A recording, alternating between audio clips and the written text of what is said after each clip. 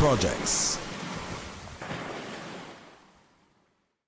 Talk Today is brought to you by the Ministry of District Administration. Explore your history. Explore your land. Explore your sister islands. And Doctors Hospital. Peace of mind is important when life happens. Doctors Hospital. Always there for you. Call 949-6066. But I do have some questions. There are more questions than answers. Cayman Islands' foremost listeners' participation program. Talk Today. What's on your mind, Cayman? If you're ready to talk, we are ready to listen. Discussing current events and local news, community spotlights, hot topics, listener stories, cultural and historical discussions, environmental issues, fun and lighthearted topics, guest interviews. Cayman, basically anything you want to talk about, we are ready to listen. Here's your host, Charles Glidden. Coming up, the ASI Cayman Business and Careers Expo and World Drug Day is being observed in Cayman.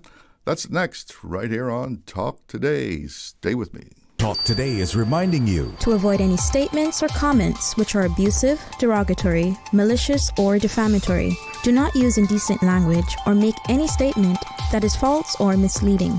Call 1-800-534-8255, 949-6990, 949-8037, or WhatsApp us on 925-3261. And now, back to Talk Today. Good afternoon, and welcome to Talk Today. I'm Charles Glidden. Glad to have you tuning in.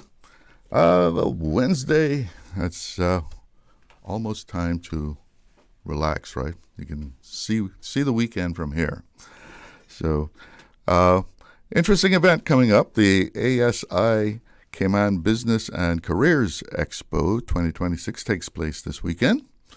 And joining me now to give us some details are Rohan Riley, the president of ASI Cayman.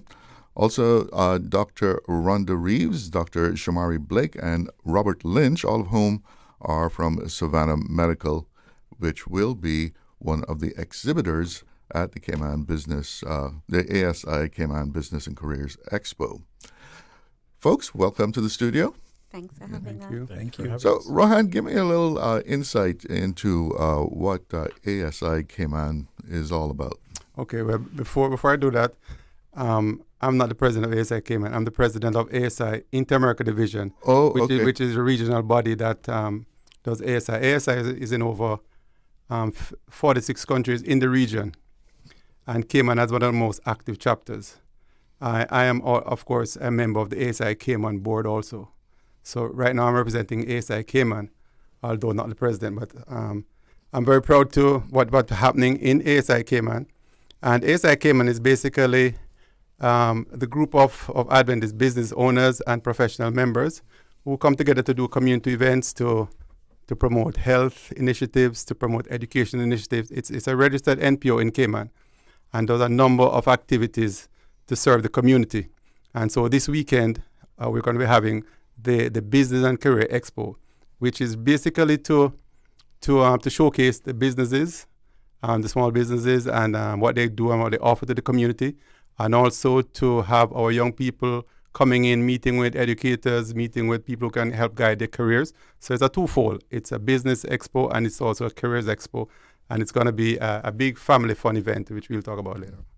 Is this something that you do annually? Well, this is our first annually. First annual. Okay. So, about how many exhibitors do you have lined up? Well, so far we have about 40 exhibitors, but some of those companies, they have, those individuals have multiple companies. So I think on the day we're going to be interfacing with probably 50 companies at the Lion Center. And so it's going to be a whole range of different companies, from service providers like the medical center who they're here with us. We have farmers. We have people who have small businesses like landscapers. We have a snow cone person who makes ice cream, and they're going to be there making ice cream for the kids. We have a dog trainer. He's going to bring his dogs, and he's going to be to put in a little dog show, and so it's going to be very exciting. But there's a whole range of businesses that are going to be on display that day, We have people who have many machines, people who do moving, and they're going to come with their machines, maybe set up there. And you can see we have a publisher who's going to be there launching a book. We have people who are in hairdressing, a whole range of persons. Of course, there are a lot of retailers, people who are retail shops in town, and they are Adventist business owners. They're going to be there to give their ways. And they're going to be giving away a lot of stuff. A lot of prizes. Lots of prizes, a lot of giveaways, a lot of discounts. It's going to be a real big family community event on this Sunday. So what would you say is the main objective of ASI? Well, as I said, ASI is primarily a group of Adventist business and professional members who try to share with the community that you can share the mission, you can share what Christianity is, what it means to be a good Christian by not just preaching to people, but by interacting with them, by interfacing with them, by showing them how you operate in business, how you operate in your job. The motto of ASI is what we call sharing Christ in the marketplace. So it embodies that we meet and interact with persons. Not everybody wants you to come and preach to them, but people want to see that you are living a good ethical life. They want to see that you are being kind and compassionate. They want to see that you are running your business properly. And by so doing, they'll say, hey, you're always cheerful. You always seem to be in a good spirit. You always seem to get things orderly. What's this? And then by those interactions, we can share. And so this is just another way of sharing. But behind all that is that we want to impact the community in a positive way. And not in a multifaceted way, not just by giving services and businesses, but we're talking about we want to impact the young people, right? We want to impact what's happening in our youth. We want to talk about mentoring and career guidance. We want to impact the health. And we talked about that some time ago, that we want to impact the health of our community. We want to talk about how we should treat our bodies, how we should care for it. We want to impact the spiritual development of our community. So there are some multifaceted objectives that ASI has that we try to bring to the community and to improve the community of Cayman. So if a business is carrying the ASI brand, or I know some people might, I don't know if you do this, but display that they're associated with a certain group, they're a member. A person can take that if they are with ASI, they are operating a business with certain standards, certain ethics. Of course. So that's what we do. We say if to be a member of ASI, there's an application process, right?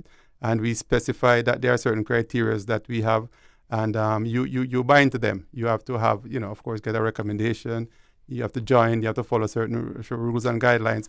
And of course, we can't see everybody 100% of the time, but we set these guidelines, and we encourage our members to follow these guidelines, to give good service, to be kind, to be ethical, to give value for money, and to be good representative of Adventism in the community. And so we have the guidelines. We try to impose them and instill them in our members, and we have constant seminars and workshops to encourage our members that this is what we're aiming for. We're aiming to influence the community to say, these are a bunch of people who they do business just like you do. They have a different standard, or they have a good standard just like you have, but they are trying to share something else. What they believe in Christ, and they want to impact the life of the community, not by, as I said, by preaching and singing, which none of us here can do, I think. Maybe the doctors can sing, but you said ASI is in how many countries? Well, ASI International is in, I'd say over 100 countries, but in our region. Mm-hmm. In our region, we are in 46 countries. This region is called Inter-America, which I'm the president. It includes the Caribbean countries. It includes the Central American countries, Mexico, Venezuela, Colombia, and Puerto Rico. So those countries are what the region we call Inter-America. Inter-America in Adventism has about 3 million members. ASI, I would say, is about a 10% of that as far as eligibility for ASI. Business owners, professional members, about 10%. So we're looking at an organization with a potential membership of about 300,000. And we can talk about some of the things we do in the region. But before we go to a break here, you said that the Cayman chapter or organization, is one of the most active. Yes. What do you attribute that to? Well, I tell you, Cayman is a society that is fashioned for ASI. In that we have in Cayman we have a professional core, we have a business core that a lot of countries that doesn't exist, and people in Cayman are business oriented, whether they are in the church or outside of the church. They are business oriented. They are a large group of professional members, and I find that in my going around the region that the educational level in Cayman is a little bit above most of the region, and so that lends itself well to ASI membership. And so this chapter, for example, this chapter does a lot of things on financial literacy. They do a lot of educational things. The president of ASI in Cayman is Isabel Gomei. She's a financier. My wife Cherie, who you know, she is the treasurer, and she, an auditor and accountant and so on. A lot of the members are trained professionals, and so it gives the chapter an ability to be very, very active in pursuing the objectives of ASI. And so I find that I'm very heartened to know that my country is one of the leading chapters in. I say we have about 51 active chapters that I administer, and so I'm very gratified by that. We have to take a little break here, but we'll be right back. Accidents and illnesses can strike without warning. Ouch! When it comes to urgent care, every second counts. At Doctors Hospital, we have a dedicated team of experienced doctors and nursing staff available to you 24 hours a day, 7 days a week. Don't waste time in an overcrowded emergency room when you need urgent care. Whether it's a broken bone, a severe infection, or a sudden illness, trust in Doctors Hospital's unwavering dedication to providing the best immediate care. For complete urgent care when you need it the most, choose Doctors Hospital, located in Georgetown, 16 Middle Road.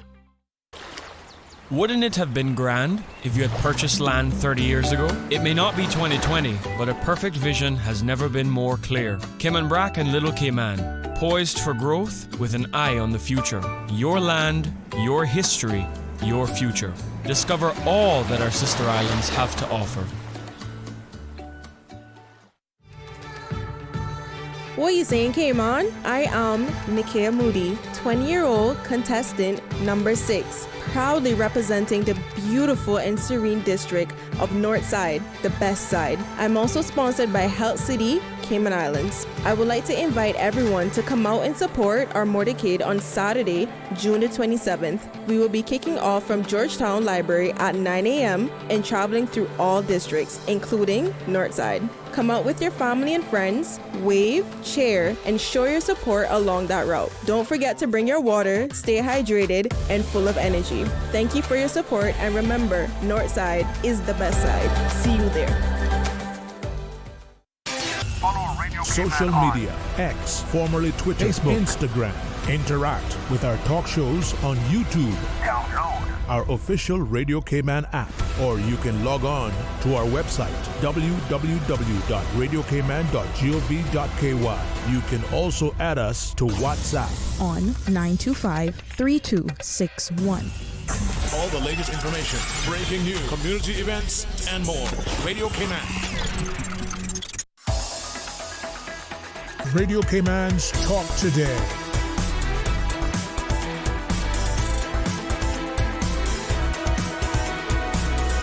What is on your mind, Cayman?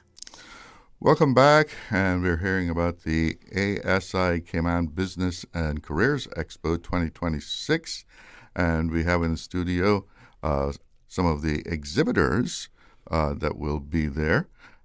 Coming from Savannah Medical, we have Dr. Rhonda Reeves and Dr. Shamari Blake, and also we have Robert Lynch of NB Solutions, a marketing firm.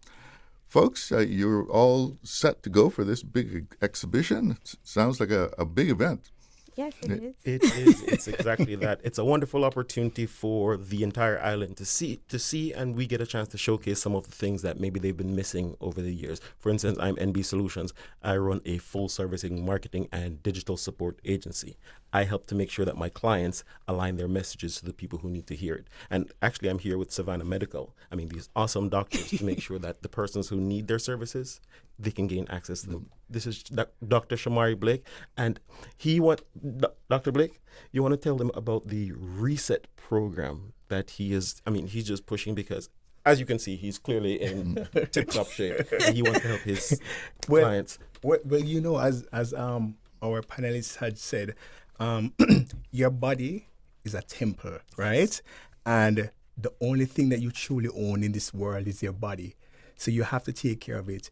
And maintaining a great health is one way to take care of it. Now, weight loss is important in maintaining one's health because it improves not only the mental, but the physical, but the mental aspects. There are benefits such as lowering blood pressure, lowering blood sugar, reducing joint pain, increasing energy, and also improving sleep qualities and your mental status. And So- Dr. Reeves, Yes. what is your specialty? So I'm an obstetrician and gynecologist. So I deal in all things female care. I am actually new to the Savannah Medical family. I'm starting next month. So I'm pretty much here to kind of state and let them know that our services are expanding to include all things women's health from full obstetric care, which is pregnancy care, full gynecology care, whether it's Well Woman Clinic, so that's if you don't have an issue, but you just want to make sure everything is running smoothly, to if you do have an issue, for us to address it, and even for adolescents. So adolescence is a very scary time for females.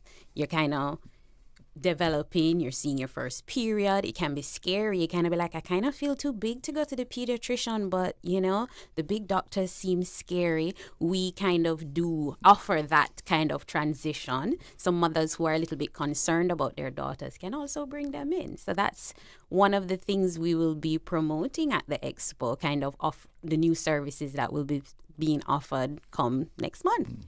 Yes, so what can people learn about your marketing firm at this exhibition?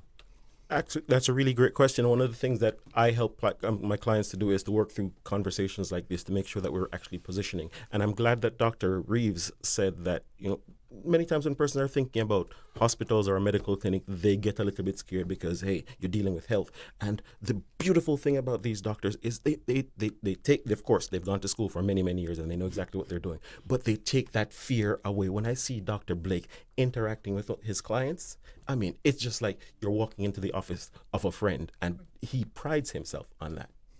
Dr. Blake? That's true. That's true. You see it right. My patients are my friends. My patients are my family. That's why I'm a family doctor. I mean, their children are my children. I have no kids yet. So I'm manifesting one day, but in the meantime, their children are my children. So their family. And Savannah Medical, it's a clinic that is within the community. It is for Cayman people.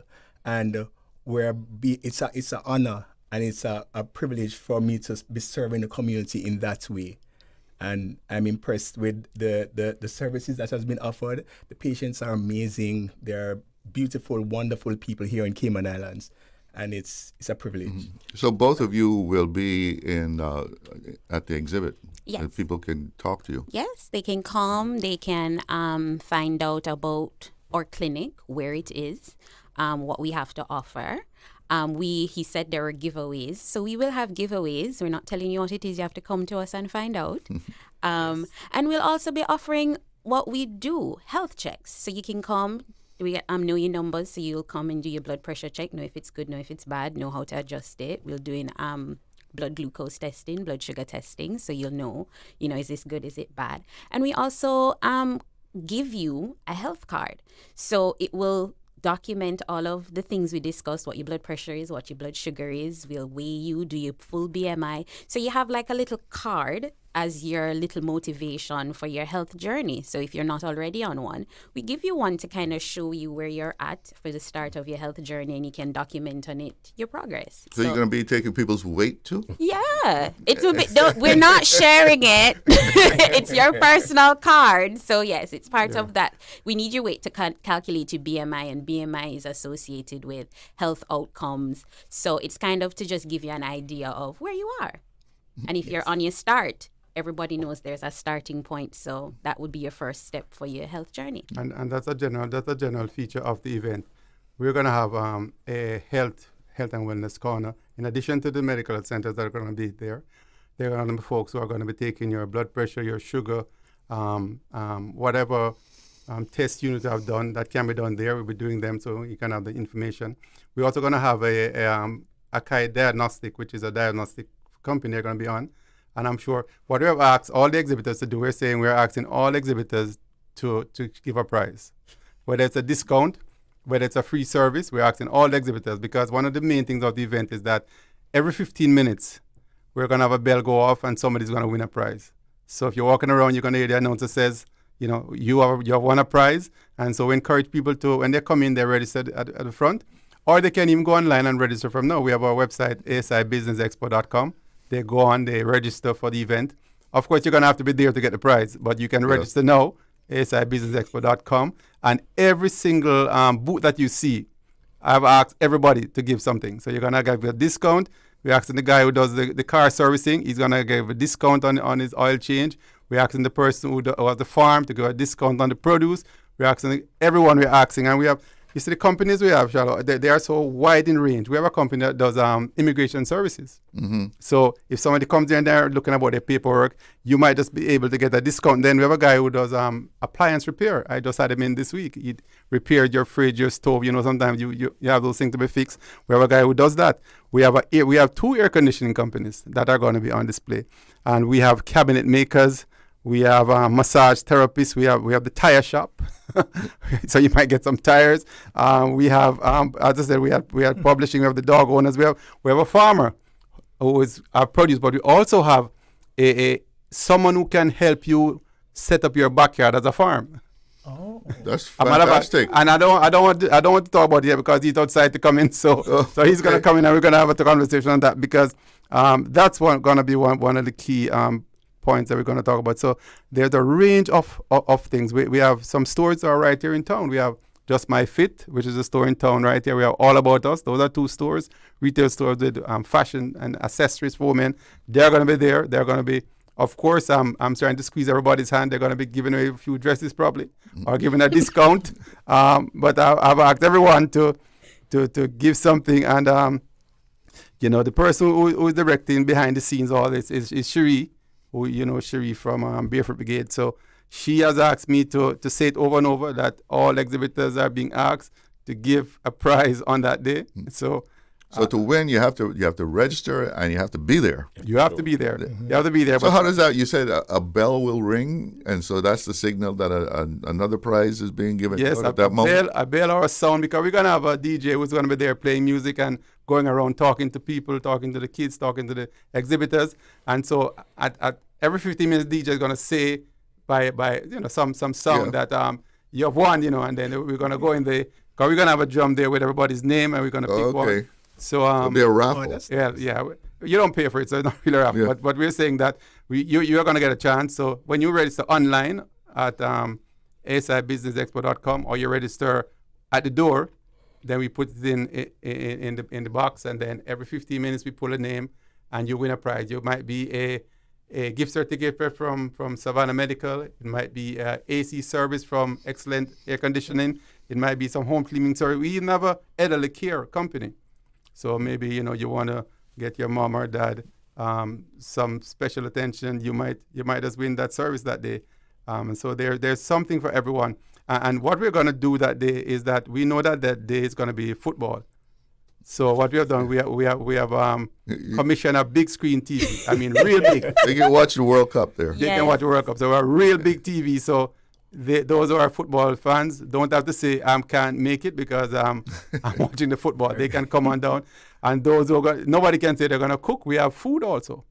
So you're going to come, you're going to be able to get your meal, and it's going to just be a special day for the community. We want the entire community to come out. We have done it on a Sunday evening, so you would have left church by then, because it's 2 o'clock, so you would have left church by then, and you don't have to go home and eat. You can just go change and come and join us and have your meal with us, watch the World Cup with us, look at some great exhibitors, and have some real good fun. So this is at the Lions Center? It's going to be at Lions Center, 2 p.m. on Sunday, this Sunday, at the Lions Center. And we are getting the Lions Center. It's going to be beautifully set up, and it's going to be a big event. And we want all the Cayman to be out to share with us and to get some real good service, some discounts, and meet some companies who are offering some unique services to the community, and to just have a good family fun community event this Sunday. Now, just to make sure listeners are clear on this, they shouldn't come to the Savannah Medical booth expecting to get a full medical. Oh, no.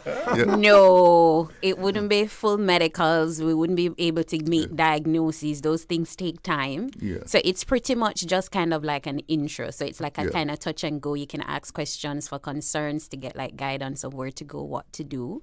So if you want the full medical, you'll have to actually come into our clinic, which is in Country Corner in Savannah. Absolutely. And actually, Country Corner, he mentioned Asai Diagnostic. Asai Diagnostic is actually one of the member partners at Country Corner. So you can get your diagnostics at Savannah Medical, as well as the new Country Corner Pharmacy that just opened. So you can get your diagnostics, you can get your checkup from these wonderful doctors, as well as get your medication right on site. Right there. So everything right at one stop. Country. All right, we're coming up on our break time, and we're going to be hearing more. We're going to meet another or more exhibitors. We're going to meet the farmer. We're going to meet the farmer? Yeah. Okay. So stay with us. We'll be right back.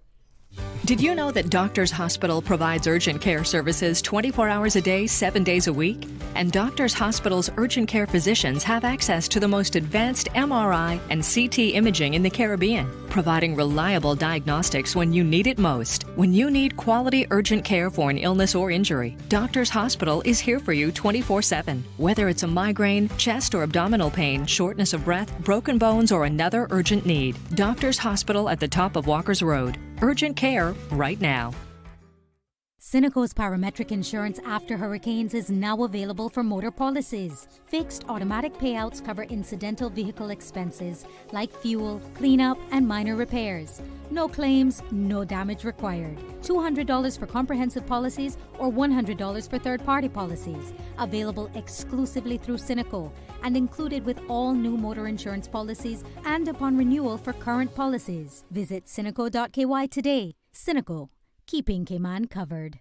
The best foundation you can wear is glowing, healthy skin. The offices of dermatologist Dr. Wayne Porter specialize in enhancing your skin's well-being. Whether you're seeking advanced skincare, including any skin cancers, Botox, filler, cosmetic skin enhancements, or simply looking to reduce wrinkles, Dr. Porter offers a full-service dermatology and dermatological surgery practice. For more information, email drporterkman@gmail.com or call 946-9020. That is 946-9020.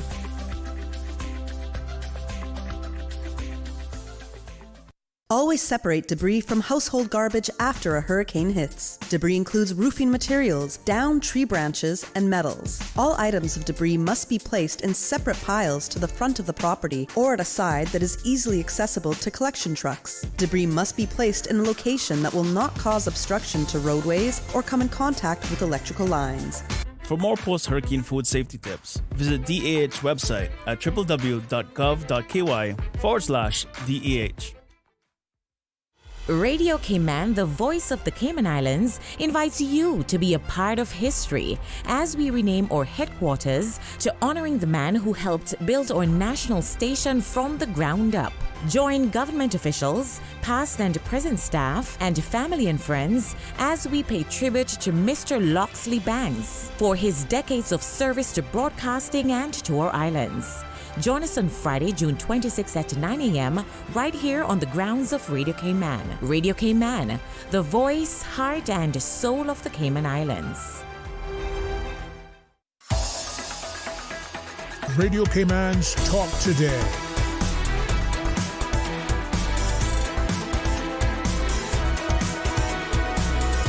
What is on your mind, Cayman? Welcome back, and we're hearing about the ASI Cayman Business and Careers Expo 2026, which is taking place this weekend. And in this segment here, we're going to meet another exhibitor. Joining us in the studio is Cecil Dawkins. He is the owner. I think you're the owner, right? You're owner of Island Home Farmer and Landscaping Services. And still in the studio with me is Rohan Riley and also Robert Lynch. Well, welcome to our studio. Thank you, sir. Let's get a little closer to the mic for me. Yes, good. Mm-hmm. So tell us a little bit about what you do with Island Home Farming and Landscaping. Well, our main services that we offer, not only farming or gardening service, we do a full landscaping service, tree felling, tree pruning, everything around the home. So if we come onto your property and we see that you have a tree to fell, we do that for you. We also prune tree, we also spray for insects and stuff like that. But what I want to push forward to the Cayman community now is the gardening aspect of it. Because what I have observed being here in the industry for the past 4 years is that a lot of persons are struggling with their backyard garden. Mm-hmm. Their garden beds and stuff like that, because they have main problem with like chicken or iguana. I can solve your problem. Yeah. You don't have to worry about chicken or iguana no more, or dry weather. We have a full service that can work with that and get your garden thriving. I have a very thriving garden at my home, and I have been doing my personal garden for the past 4 years, right through the year. So I can come out and create something for you. Don't care how small your space is. If you have a 1 foot space, I'll put a pot and grow multiple crops in that for you. So most people would have the kind of soil that you need to have a garden in their yard? What I have done for the past 4 years, we don't really have that soil with the much nutrients. So I have formulated a special mix that I make, that I use for my customer. So when I come out to your place, my special formulated mix, I will use it for your garden, and also tell you some stuff that you can buy to put in your garden. But even your house scraps, your kitchen scrap is the greatest thing that you can start. Don't throw that out with the garbage. No, even your coffee grounds. I have said to people, a lot of companies here that does coffee, I see them throwing out it and say you're throwing out natural fertilizer. You understand? That is the best thing to build your soil, because what I have also observed is that most of the soil here doesn't have the earthworm. So I have started my little worm farming and doing my little compost tea. So I'll come out there and teach you guys how to do that. Earthworms are important. Very important to the soil, because the soil is like a living, thriving organism, you know. What I have observed also, when you put a plant in a pot, if it's not touching the natural earth, the energy of the earth, it don't perform that well. Yeah. Really? Yes, the earth, even us as human beings, we're supposed to like walk outside without shoes. Early morning, that rejuvenates your body. Even touching the soil, gardening, it's good for you. I have a 14-year-old son, and he just sits around the computer all day and the game all day. And I say, my son, Jaden, I call his name on here. Jaden, I want to leave something with you. This screen time that you're doing, you're damaging yourself. You need to just go out there and touch the soil. And yesterday when I was going out, I said, listen, I am going to pay you to go out there and pull some weed out of the pots and water the plants. And tell you, when I reach home, about 10 pots, he pulled weed out, threw them all over the place. And when I came back, he said, Daddy, I didn't know what is weed and what is plant, so I didn't want to pull yours. I said, listen, I am going to have you out here with me, learning how to do gardening, because it's good for you now and it's good for you for the rest of your life. Because even when you become old, elderly person, that is the final thing and the final therapy for you. It's very good. At the exhibit now, what are you going to be showing? Well, at the exhibit, I will have like seedlings, I will have plants, selling and plants, giving away. I will also have demonstration on how to put them in your pots. I will have like other stuff like natural fertilizer that I make, showing people what you can use in your garden to let you have a thriving plants, how to water your plants, how often to water them, how to create your salads. I have a lot of other stuff up the line for the people, you know.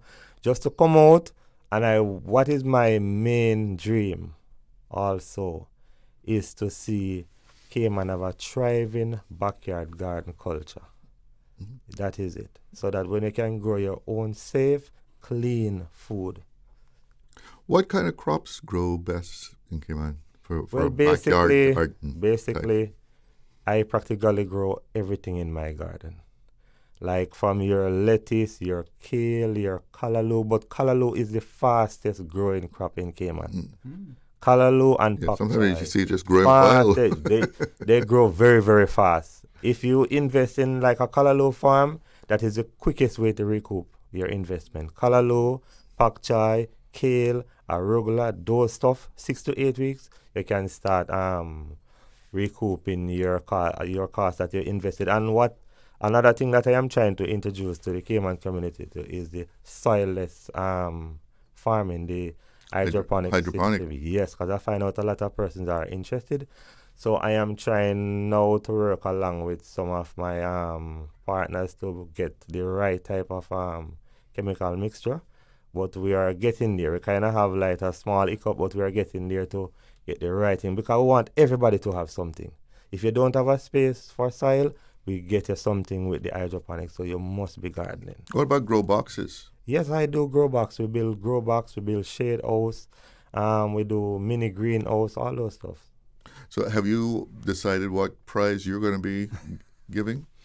Well, it's a requirement. He said it. Listen, he said you got to give a prize. Listen, people know me from a long time. I am a cheerful giver. Okay. I am a cheerful giver. Like when you come and you purchase like 3 seedlings, you will get 1 free, right? If I see you and I say, oh, my spirit take you, I like you, just give you a plant. Maybe someone can even win a prize of having me come out to your place to give you an inspection, or even construct a small grow box for you free. Okay. So who knows? There are Write that many down. surprises. It's on record. Yeah, man. There are many surprises. So I just want everybody just to come out and to start enjoying the culture, because we have great weather here. You know. I was talking to my wife this morning. I said, Cayman have such wonderful weather. But the only thing that needs to complete everything now, we just need to have a thriving gardening community, starting from the little babies to the eldest person. That is very good for everybody. And everybody can have some fresh vegetables. Yes, right? Yes. Everybody can have their own salad. Yeah. So this must be very heartening to you to hear all this coming from. This is wonderful. So somebody's gonna get citizens to come out to their yard and help them build a little backyard garden as their prize, one of the prizes. And what's happening there is that if I should have all the exhibitors here, you'll have a similar story about how their business is meeting a need in the community. And so that's why it's important for people to come down on Sunday, because just like the discussion with him, they're going to have discussion with people who are doing the same kind of thing to impact the community, to serve the community. And you can engage in a conversation to say, this is a service I've been looking for, or this is a service I'm not satisfied with. And then you'll meet someone who can say, this is how I do it, right? And then you'll be able to. So it's not just to come and have fun. We're going to have fun, but you're going to come and find a partner that you can take on. For example, you might find somebody who's cleaning houses, and you might say, this person, the way they do it, this is the person I've been looking for. We have a cleaning service that's there. You might be looking for somebody who you want to do an event. We have a company called All Events. They plan event from start to finish. They'll do your decorations, they'll do your food, they'll do your decor. And so you might meet someone, you might be having a party, coming up, a birthday party or a wedding or an anniversary, and you just say, I don't want to have the headache of doing all of this. You can just give it to All Events, and they'll have it done. You know, so there are lots of things that people are going to come and meet, and their eyes are just going to open to say, these services are in Cayman, these businesses are here, and I've been looking for it all along. And so I can't overemphasize, you want everyone to be there this Sunday at the Lion Center. And if I may just add something, because his story is incredible, and it is very common. And he said earlier that ASI Cayman is flourishing because we have that entrepreneurial spirit in the Cayman Islands. And what I've found in that space is that many small businesses, they want to grow, they want to push forward, but they don't know. When I meet with a client, you'd be surprised at how many of them don't have a digital presence. They don't have a social media. They don't have a website. And they don't know how to get their message out there, despite the fact that they're really good at what they do. So that's the space that I try to fit in to help them to become the business that they were designed to be. So have you settled on your price yet? Absolutely. So one of the things I do when I meet with a client is I do an assessment. And I mean, it usually costs quite a few dollars to help them to get a full digital assessment as well as their business assessment to make sure that they're positioned for growth. I mean, I'll throw that in the package. The winner can get a full assessment so we can help their business move to the next level. Making note that Sherry's online and she's also making note. I always go to these shows and I never mention her business. Now, Sherry's going to have at the show, she's going to have a dollar store where everything is going to be $1, right? Because as you know, her business is the Lasco brand. Okay, she does the Lasco brand with a full range of items. We all know them, the Lasco food, drink, the beans and all of that. So what she's going to do that day is that she's going to have a store set up at the expo where everything there goes for $1. So you might see it in the store for $2 or $3, but for that day it's going to be $1. And she has thrown it out there. The only proviso is that we're not going to start the dollar store at the beginning of the expo.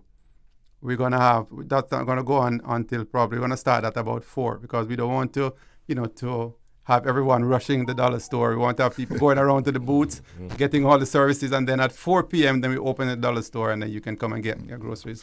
Real quick, when, where? Yes, so it's going to be at the Lion Center. It's going to be this Sunday, June 28th at 2 p.m. and it's going to go on until you say when. But it's going to be the ASI Cayman Business and Careers Expo this Sunday, 28th at the Lion Center. Gentlemen, thank you so much for joining me in the studio. Thank you. Have a successful expo. Yes, thank you. It's 1 o'clock. Time to see what's making news. Since 1976. Covering Grand Cayman, Little Cayman, Cayman right. One small step for man, one giant leap for mankind. Radio Cayman in the Cayman Islands. From Radio Cayman's newsroom, this is Headlines. Local, regional, international news. The Headline News is brought to you by Kirk Market and Health Services Authority. With your latest headlines, I'm Elizabeth Charles. The Office of the Auditor General reports government spent $3.1 billion on public servants' pay between 2020 and 2024. That accounts for about half of all government spending. In a statement today, the Office of the Auditor General says costs rose 37%, while staff numbers grew 14%, and average pay increased about $90,000. More on this in this evening's news broadcast. In international news, a political divide is widening over air conditioning as France faces record heat, including its hottest day on record today. This as extreme temperatures have forced school closures and created difficult conditions in hospitals. In a report published today, the BBC says only 25% of French homes have air conditioning, compared with about 50% in Spain and Italy and 90% in the United States and Japan. The report says demand is rising as temperatures approach 40 degrees Celsius, with more people buying portable units to cope. In other news, U.S. President Donald Trump has canceled a scheduled signing of a bipartisan housing bill as he pushes Senate Republicans to pass a voter ID proposal. The legislation has stalled in the Senate despite Republican majority control. Reuters reports today Trump is urging passage of the Save America Act, which would require photo ID to vote in federal elections and proof of U.S. citizenship to register. The Senate has held 5 failed votes on the measure since mid-March. Republicans hold 53 seats but lack the 60 votes needed to overcome a filibuster. Trump is expected to meet Republican senators behind closed doors today as he lobbies for support on the bill. Those are the latest headlines. I'm Elizabeth Charles. More news available at www.radiocayman.gov.ky. Check out our social media pages: Facebook, YouTube, X, formerly Twitter, Radio Cayman Headline News.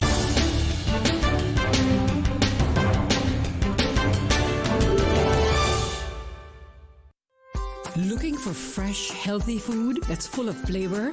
Then you've got to visit Kirk Market. Our dishes are made with fresh, high-quality ingredients. Enjoy vibrant mixed greens or satisfying pasta salads. Or try one of our delicious grill options like blackened chicken, spicy beef steak, or grilled salmon. Looking for something light and flavorful? We've got sushi rolls and poke bowls prepared daily. And don't forget to explore a hot bar or Billy Fresh salad at the salad bar. Stop by Kirk Market today for breakfast, lunch, or dinner and taste the difference. Eat well, live well with Kirk Market.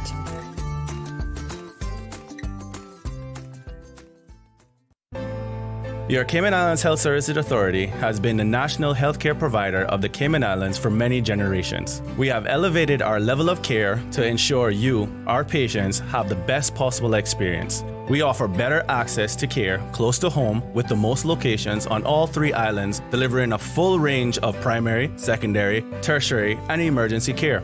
HSA is a JCI accredited organization, and we are committed to caring for you. Radio Cayman is pleased to feature this special Sister Islands historical vignette brought to you by the Ministry of District Administration and Lands. Explore your history, explore your land, explore your Sister Islands. Julia Ann Ruddy, 1877 to 1942. Julia Ann Ruddy, née Lazari, was married to Henry Watson Ruddy, ISO, with whom she had 3 children. She served as a nurse and midwife on Cayman Brac for many years. She rode a bicycle between her home in Stake Bay and whatever part of the island the mother-to-be lived in. She was sometimes assisted by her husband, the only dispenser doctor on the Brac. She was a very kind and compassionate woman who reached out to the less fortunate, helping them, sharing with them, and caring for them during illness. She was loved by all. Radio Cayman is pleased to feature this special Sister Islands historical vignette brought to you by the Ministry of District Administration and Lands. Explore your history, explore your land, explore your Sister Islands. Did you know there are over 100 Adventist-owned businesses right here in the Cayman Islands? Adventist entrepreneurs are making a powerful impact across Cayman.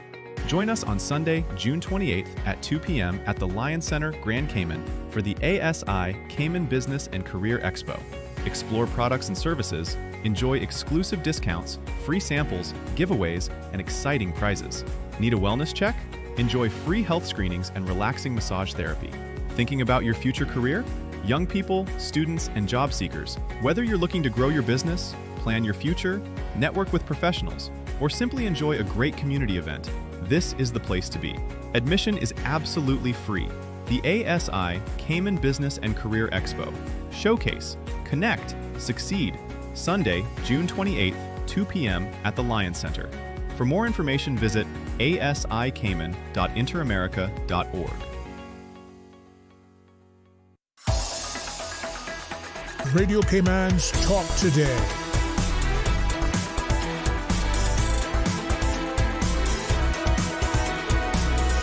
What is on your mind, Cayman? Welcome back, and taking a quick look at the weather here.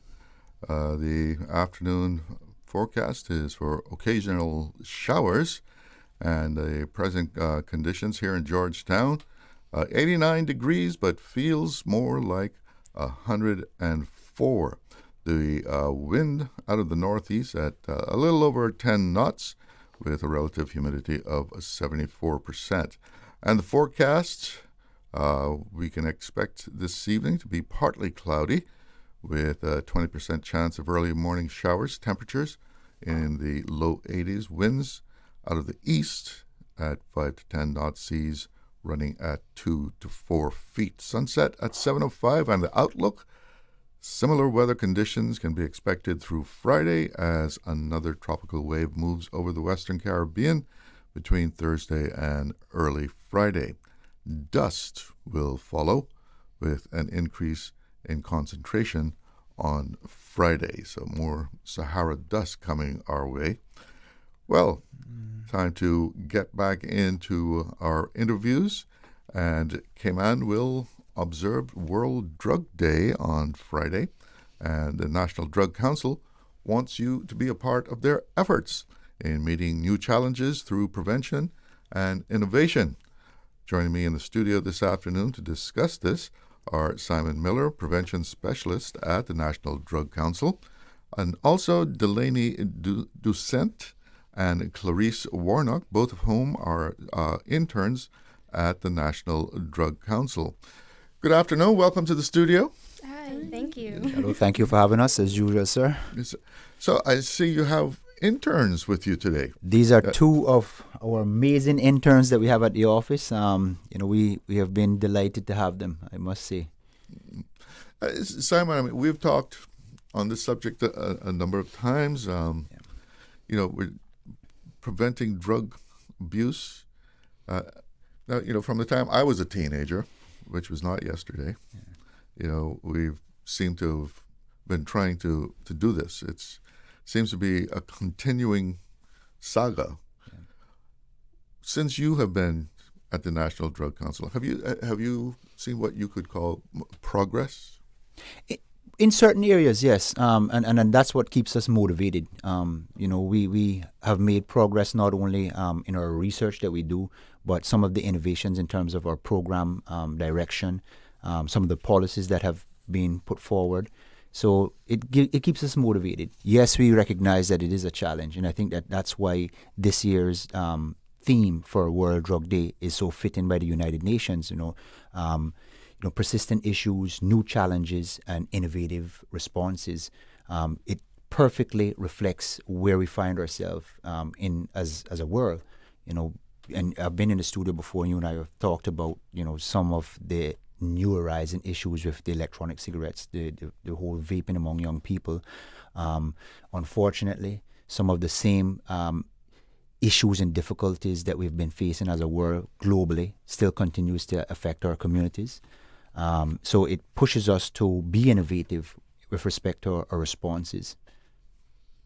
Does NDC have a particular approach to prevention? It depends on what area of prevention. For example, within the schools, we have a evidence-based curriculum that we start at year 5 all the way up to year 13. And that's adopted from the Stanford University Reach Lab.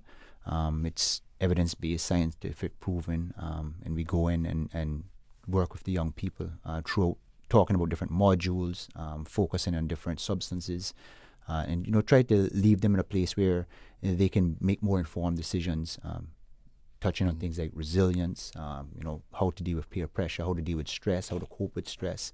So those are just some of the key items that we discuss in our curriculum. Well, a lot of societal views have become more relaxed toward drug use, particularly marijuana. Does that undermine what you're trying to do? Or? Absolutely. I mean, it makes it more challenging, right? And that's a part of the marketing that goes on. And these companies have, got involved, because of the legalization that has taken place, just about all over the world. So educating the public, the general public, especially young people, makes it a lot more challenging when it comes to that. But you're absolutely right. It has made people become more laxed. But what they don't understand is that the cannabis that is infused in a lot of these products is not the cannabis that you and I would know of in the 60s and the 70s. This is a synthetic type of THC that we're talking about. So again, educating and getting people to understand that, especially young people, going through that difficult phase of adolescence when their brain is still developing, those are the sort of conversations that we try to have with them. But to get others on board, other organizations, parents especially, so that conversation continues outside of the classroom and at homes, around dinner tables, driving in the car, for example. That's the big thing with teenagers using alcohol, drugs, which I guess you group all the same. Alcohol as a drug, right? Yes, sir. But I mean, the brain is still developing, and that use can interfere with the normal development. Precisely. I mean, research shows that the human brain doesn't fully develop until the age of 25. So anything that takes place between that development stage, impacts it. It has an impact on it, and for some situations it makes it very severe. We know what we're dealing with in the world in terms of stress and all of the mental health issues, and this will only just further increase those things, to happen. Well, let me bring our two interns, Delaney Doucette and Clarice Warnock, in on this. And now, Delaney, you told me that you just graduated with a bachelor's. Yeah, I did in business and management, business management and marketing. Sorry. So, what made you go and do an internship with National Drug Council? Well, when I was in high school, they came to my school and they made a presentation, and I think they took a survey as well. I thought what they did was really interesting, and so from then I had heard about them. I had done their survey, so I knew about them from then. And a couple months ago, I think it was my mom, she sent me an email. She was like, hey, you should check out this internship. And I checked it out, and they were looking for just young people to help them out, help them do what they do. And I saw a little marketing spot on there, so I was like, that's perfect for me. So yeah, I applied, and I'm here now. And Clarice, you were at UCCI? Yes. What are you studying? I'm doing an associate's in early childhood education. And what attracted you to doing this internship? It's similar to Delaney, how they came to the schools and they were doing their presentations, and then when they do the job conventions and they're there doing the activities. So they also did the survey with us. And then just like her mom, my mom sent me the thank you, mother. So I applied. So,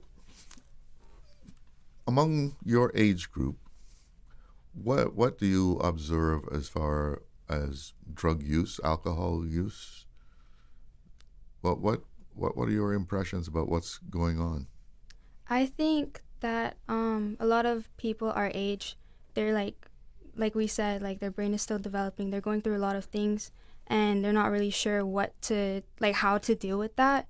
And so it is very common, I would say, to turn to, just having a little drink to calm themselves down, or they can't figure out what to do. They don't really have coping mechanisms that are healthy. And so I think they see that as a way to cope, which isn't necessarily, it's not really good. And Clarice, you would like to add to that? I think they go towards it just because they're stressed and they don't know how to manage it, but also because it's cool and it might be delicious for some of them. So like alcohol, there might be like a specific drink they like to have because it's really good. But they might not know how much alcohol might be in that drink if it's like a mixed drink with a fruit or a juice kind of thing. Yeah, and there's a lot of peer pressure as well. So if you see your friends doing something, they're like, oh, you should try something out. It kind of, because your friends are doing it, it kind of pushes you to do it as well. Just to try. Yeah. Oh, just one sip. To experiment. To have the experience. What is the attitude, though, as far as, how people look at alcohol use, drug use? I know there was a time when people might look at another person who uses drugs or alcohol and look at them with disdain, or, well, they're the bad people or whatever. How is that these days? How do people look at others that may be indulging in drugs or alcohol? Well, for, again, our age group, I would say it's seen as, cool. You go to parties and that's what people are doing. And, you want to be part of the cool group. So, and, the cool people are doing that as well. It's seen as cool right now. Among our age. I feel like alcohol is a cultural thing, so you definitely would be seeing that at family events for New Year's, Christmas, birthdays maybe. So I feel it's a little bit on, you grew up in that kind of thing in families. So because alcohol is pretty much accepted for any kind of celebratory event, right? Yeah. Or even just a social gathering. It's like you walk in and then it's, where's the bar? Where's my drink? Yeah, let me get a drink. What does that do then to the whole prevention effort? So again, we have two amazing young people here, Chalo, who's just shared with us, and these are the same conversations that I'm sure, when you were their age, when I was their age, these are the same situations and things that they're facing, and it makes it the same challenges. And again, I'll come back to the theme that has been set by the United Nations, which is persistent issues. The same issues that has been plaguing communities and affecting communities globally for decades is still here. So we still need to make those inroads. We still need to have those tough conversations, make those tough decisions as a community, as a country. Where do we want to see ourselves 5 years, 10 years from now, in terms of prevention? Because at the end of the day, it's way more cheaper to prevent than to deal with the consequences of treating someone, or when the crisis shows up, for example. Yes, we have amazing treatment options here for people on the island, but it destroys so much more than the individual.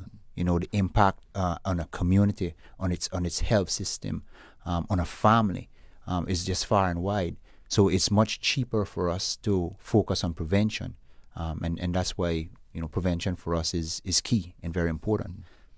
So is that why you think it's so very important that things such as World Drug Day be observed to encourage people to try and prevent this? Yeah, absolutely. And for it just gives us opportunity to pause, and really just pay attention to health. Let's pay attention to health instead of waiting again, like I just said earlier, for when the crisis shows up, and then now we are trying to, fix and amend and treat and all that. And that's not to take anything away from treatment. Treatment does work if a person commits, but we'd like to prevent people from even getting to that point. Well, what does the National Drug Council want the community to do? What? Well, it's just a day observation, but we want them to engage with us. These young people are producing some amazing and very amazing and interesting, let me put it that way, social media posts for us that will be coming out over the next few days. I think one went out today. Today. Yes, yeah. today. So we want to encourage people, come and follow us, engage with us, give us a call at the National Drug Council, but more so, start to have that conversation. If you have a young person at home, or if you have young people in your family, gather them around, start to have the conversation. Ask them questions, Chalo. Young people don't want to be lectured to, right? They want to be able to feel that they have a trusted place where they can talk. And you have to allow them to speak. Even if what they're saying to you at the time is against, what you would love them to be saying or doing, allow them to speak. Then you can start to build that trust and have that open conversation and that dialogue. Well, tell us a little bit about the campaign that you're working on.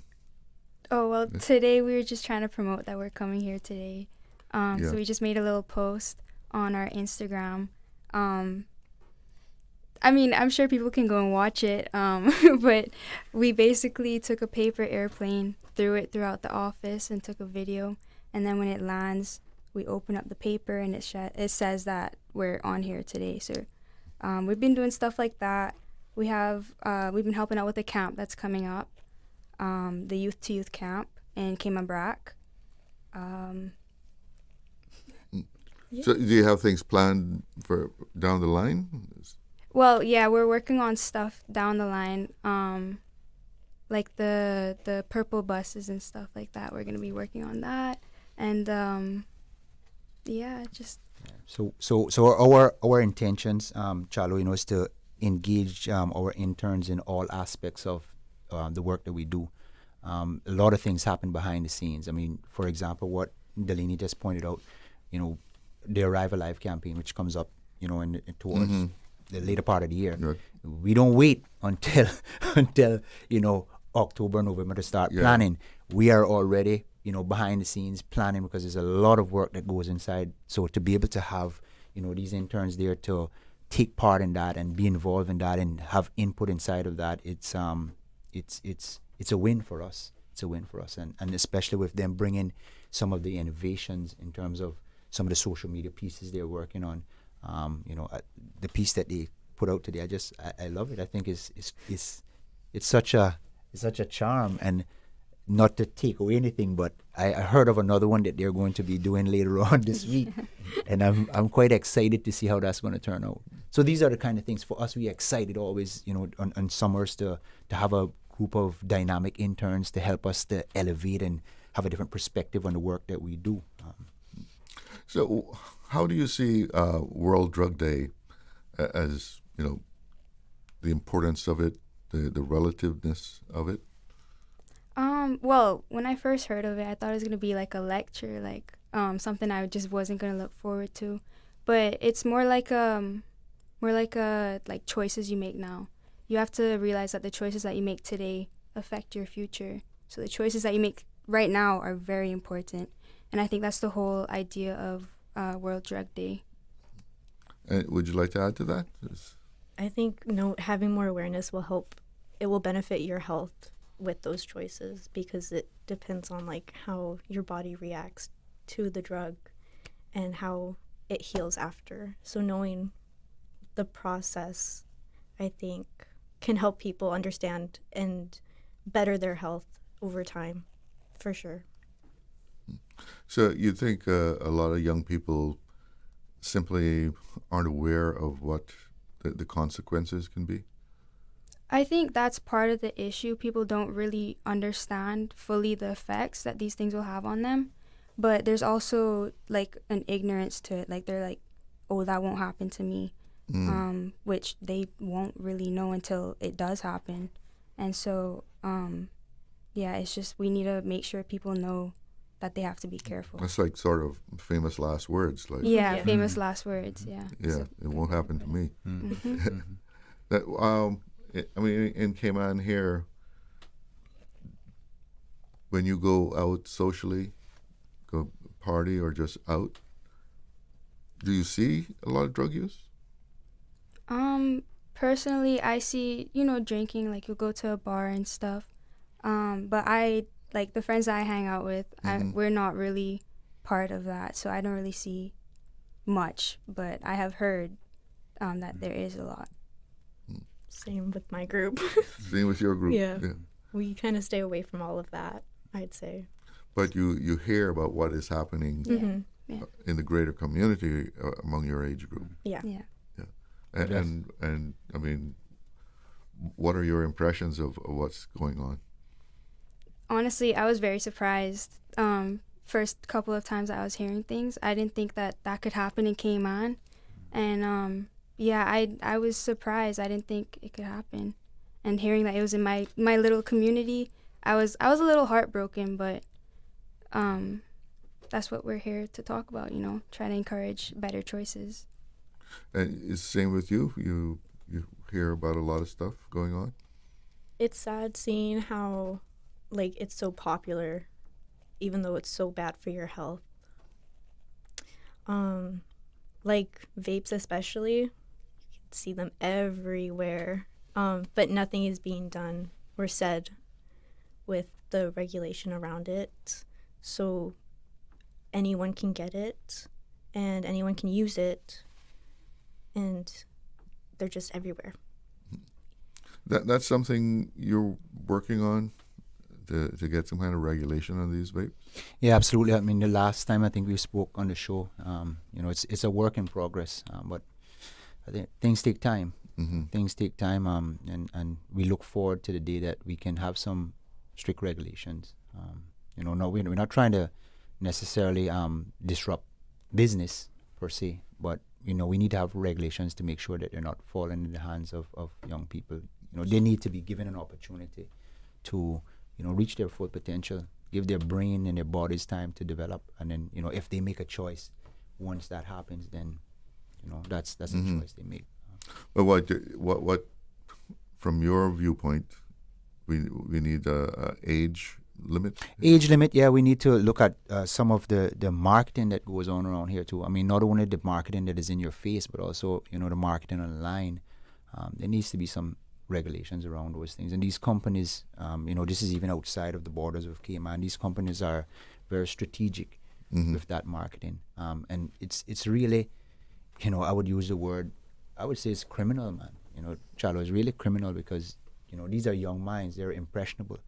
They are looking for things that they enjoy, and naturally that's human nature, right? But to be so clever, to be so cunning with how they go about marketing towards this age group of young people in the world, to me is criminal. Delaney, you graduated with a bachelor's in marketing. Yes, I did. What have you observed? What he's talking about how they really aim the ads at young people? We were actually talking about this the other day. Like the way that they market vapes, for example, the fun colors, the playful backgrounds. It really does seem like it's trying to catch kids' attention, and that's not what we want. So it's sad to see. But what were your impressions about the techniques that you saw in these marketing, these ads? Well, they try to use trending music, which is, from TikTok and Instagram, which is what kids are seeing nowadays. And the using that to draw them in is just, it's not right. You don't want these kids to get hooked from a young age because it messes with their brain development. So, as a marketing person, you would look at it as unethical? Yes, I would say. The fun colors, the things that they have in the background, and just the music as well. It's very targeted towards children, towards kids and teens. Okay, time to take a little break here, but we'll be right back. Accidents and illnesses can strike without warning. Ouch! When it comes to urgent care, every second counts. At Doctors Hospital, we have a dedicated team of experienced doctors and nursing staff available to you 24 hours a day, 7 days a week. Don't waste time in an overcrowded emergency room when you need urgent care. Whether it's a broken bone, a severe infection, or a sudden illness, trust in Doctors Hospital's unwavering dedication to providing the best immediate care. For complete urgent care when you need it the most, choose Doctors Hospital, located in Georgetown, 16 Middle Road.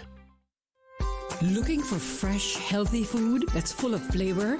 Then you've got to visit Kirk Market. Our dishes are made with fresh, high-quality ingredients. Enjoy vibrant mixed greens or satisfying pasta salads. Or try one of our delicious grill options like blackened chicken, spicy beef steak, or grilled salmon. Looking for something light and flavorful? We've got sushi rolls and poke bowls prepared daily. And don't forget to explore a hot bar or Billy Fresh salad at the salad bar. Stop by Kirk Market today for breakfast, lunch, or dinner and taste the difference. Eat well, live well with Kirk Market.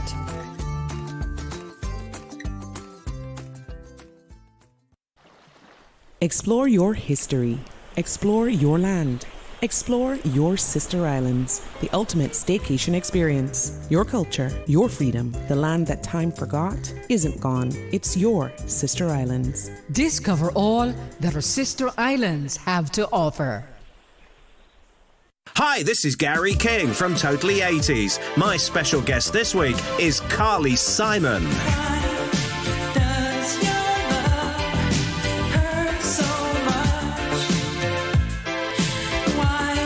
Carly talks about her unfulfilled ambitions. I'll also bring you the latest news on the biggest stars of the decade.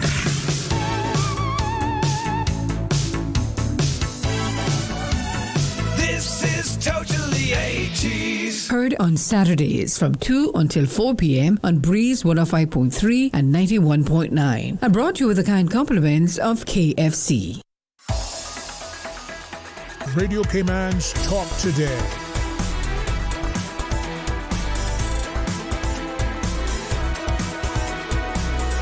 What is on your mind, Cayman? Welcome back, and we're talking about World Drug Day, which will be observed here in Cayman on Friday. And in the studio with me is Simon Miller, Prevention Specialist at the National Drug Council, and Delaney Doucette and Clarice Warnock, both of whom are student interns at the National Drug Council. Now, talk a little bit more about your RISE program. So RISE stands for Research Informed Student Education. And as was explained earlier, it's a curriculum that we have adopted out of Stanford University Reach Lab. It's evidence-based. So there is it's 5 modules, and then there's a pre and post test that we run before and after to make sure that learning has taken place. Each module discusses different things such as brain development, the effects of certain substances on the lungs, the heart, and so forth. We look at the impacts on the environment. We discuss things like stress, how to cope with stress, try to leave kids with healthy ways to cope with stress. We look at things like resiliency, and then we heavily look at a module which looks at marketing, like what was being discussed before the break, to try and teach kids how to decode and deconstruct marketing messages, especially because this is something that is these substances are strategically being marketed towards young people, and we need young people to understand that these substances are completely different from substances of the past that we were used to, like I was saying earlier. These are synthetic substances that are driven to and manipulated to significant increases in terms of the potency. So you try and get them to look beyond the images that they see in a marketing ad online or something? Yeah, absolutely. Yeah. So World Drug Day here in Cayman, I mean, there's not an event as such, right? No, it's an observation, and that's pretty much what you would see happening around the world. And again, it's a United Nations initiative. It started back in 1989. It was when it was started to observe, and every year there's a different theme that they set, and countries around the world, bring some observation to it by way of whatever they can do just for that day. So you'll see differences. I mean, from year to year or from country to country. So it's more of a push now of making people aware. Yes. Yeah. And trying to encourage them to focus on health. Focus on health. And for us at the National Drug Council, the way that we want to lead with that is to speak on prevention. And let people understand that prevention, again, like I said earlier, is much cheaper, right? Much cheaper to prevent something than, if you want to say, cure it, treat it, and so forth. Well, let's talk about, if someone isn't prevented from doing drugs or, becoming alcoholic, let's talk about the recovery. So recovery is possible. People enter recovery every day. Not only here but around the world. For persons who have reached that point and have made that decision, because it's not a magic bullet. As you can imagine, Charlotte, it's not we can't run to the pharmacy or any one of our grocery stores and say, okay, well, here's a pill and this is just going to make you whole and complete again. It's an ongoing process. Again, because addiction or substance use disorders are mental, diseases, and this is what we need people to understand. This is the disease just like any other of our diseases that we have in the human body. So that takes a process, and it's a lifelong journey. When you have gone through that process of having this substance use disorder, this addiction, and now saying, okay, well, I want to get help, and you enter one of the many treatment providers that we have here on the island, whether it's private or public, or one of our alcohol anonymous groups, narcotics anonymous groups, various places offer treatment here on the island. But again, it's a process. You have to commit. You have to put in the work, and that's an ongoing, day to day, step by step, second by second, in order to maintain your sobriety. We've had, the folks from Hope for the Day Foundation, the halfway house, right? And one of the things that comes out in conversations with them is so many people have, unfortunately, have to hit rock bottom before they say, dang, I better get myself together here. Let me do something. And I'm sure you've sat in that chair and you've heard, persons like that explain how much destruction, not only to themselves, but to loved ones and everything else, and how much missed opportunities. It's like a pebble in the pond. Yes, right? sir. Yes, sir. Yeah. So again, and I'm sure they would echo this. Those who have experienced that, they would say to you openly that, if I only never had started, and I think that's for us at the National Drug Council. That's where we wanted to. Can we just get people to understand, the impacts and the effects of this, so to prevent persons from having to go down that path too. So that's why it's so important. Then, like this RISE program, you take that into the schools. Yes, yeah. We start at what age? As early as year 5. So we have a program, a curriculum is designed for year 5, year 6, right? When they transition into secondary, and then we work throughout secondary 7, 8, 9, 10, 11, 12, all the way up to year 13. So that's our school-based prevention, which falls in our continuum of prevention efforts at the National Drug Council.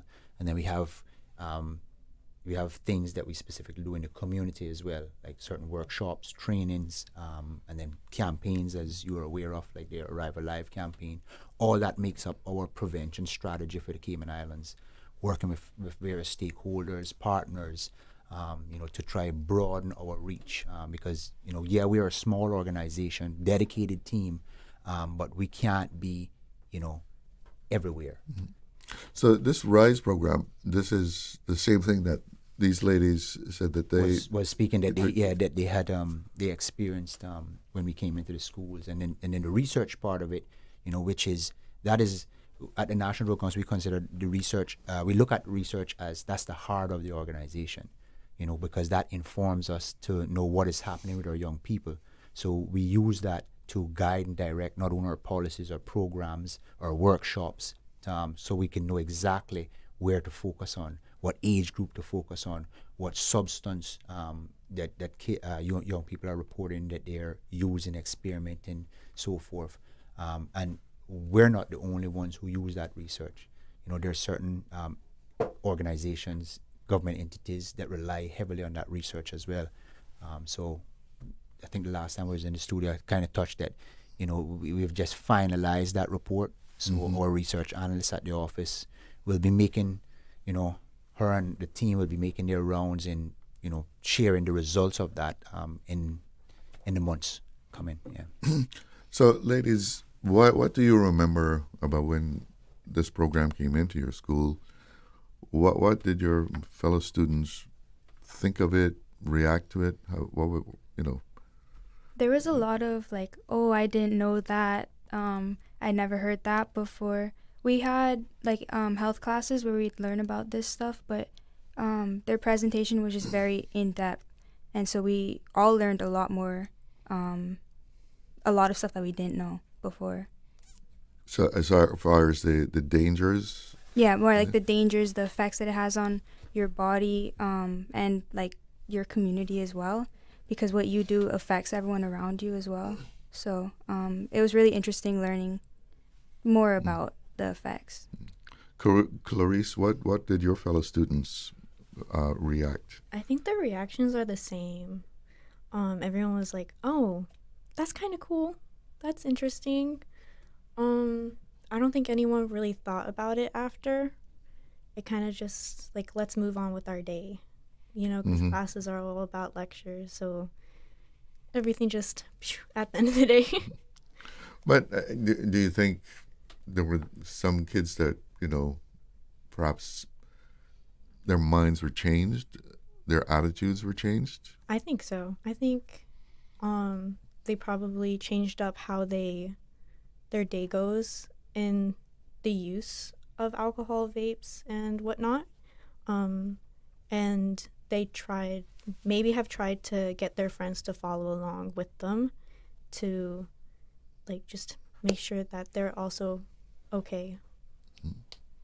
This time you touched on parent child communication a while ago, but let's revisit that and what parents can do to prevent their child from going down that road. And if we look at this from the perspective of parents who discover or learn that for example their child may have used something like an electronic cigarette. I know that for some parents that would be very alarming and disturbing, right? And immediately the response is you want to make it very, I guess, punitive, be it from a more punishment perspective. But what we're trying to encourage parents to do is try to have a conversation. I know it's very upsetting. It could be very upsetting, but try to have the conversation to see what caused that child to even use or make that decision to use, because a lot of times there's some underlying factor, and so we try to teach parents through our parentless speaking workshop that we offer at the National Drug Council, to have the conversation. But before we even get there, Chalo, we have to open their eyes into what is happening, around in terms of the environment. What are some of the things that they're exposed to? Because you would be completely shocked to know that so many parents in our community right here, they're just not aware, right? And that's not necessarily to take anything away from them, but it's for them to understand that the companies that are targeting, their children, is very clever, and they're doing it. And again, I keep repeating this: they're doing it very strategically, because at the end of the day, these companies see that if I could get your child, hooked on whatever product it is that I'm offering, then they become a lifelong customer, and then they're not going to be dealing with the issue and all of the things that is going to happen, around that young person's life. The company's not going to be dealing with that. That's going to be left to the family and the individuals. How important is it for parents to keep up to date with trends that are happening among young people? I'll tell you, it's a around the clock job for us at the National Drug Council, because the environment and things are changing daily. New products, new issues are arising, and so for us to keep up to date, we do a lot of professional development training to try to keep up to date with what's happening, so we can not only keep ourselves abreast, but also know in it that reflects through the work that we do, whether that's a workshop, a training, or working in the schools and the programs and so forth. And just keeping up with the substances. Yeah. Because you got a lot of synthetic stuff out there. A lot of synthetic stuff that is infused in. I mean, if you're talking about cannabis, it's infused in just about anything that you can think of. All of the popular snacks, drinks, you name it. And some of this is done sort of like candy, right? I mean, it looks to all appearances. Absolutely. And as I said, they're very strategic and very clever with what they're doing. And these companies, they would like to convince you that they're doing it to market towards adults, but that's not the case. Not when you're talking about things like sour gummies, which there's not many adults that I know, Charles. I don't know how much does you know that love things like that, right? That's for young people. So so keeping the parents abreast of and bringing them up to speed per se is very important. Then leading them into start to have that open conversation, build that trusted relationship where your child could come and say to you, hey. So asking those open questions, hey, find little moments and make them teachable moments. That's the cliche that I like to use. We have to take a break. Stay with us. We'll be right back. There you go, sir. Thanks for choosing JN Money Transfer. Boy, thanks to JN Money Transfer, I can stay right here in Cayman and pay mama bills back home in Jamaica. Her water, light, phone, and other bills never late. Every month I pay everything in one place. Make payments to over 30 companies in Jamaica through JN Money Transfer. Fast, affordable, convenient. Call 1-800-744-1163 for details.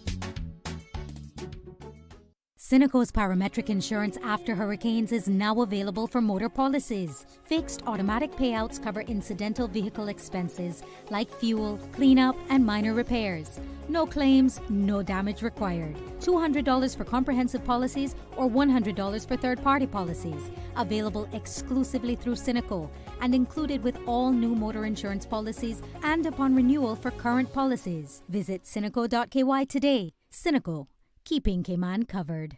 It's here. Multi-year trade and business licenses are now available. You heard right. You can apply for TBLs up to 5 years. Save time, reduce paperwork, and focus on growing your business. Apply online at dci.gov.ky. Apply for your multi-year trade and business licenses today.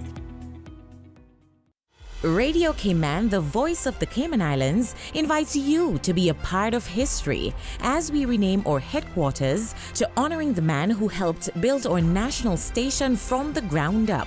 Join government officials, past and present staff, and family and friends as we pay tribute to Mr. Loxley Banks for his decades of service to broadcasting and to our islands. Join us on Friday, June 26 at 9 a.m.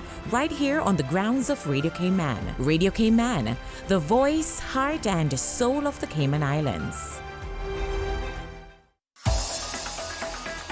Radio Cayman's Talk Today.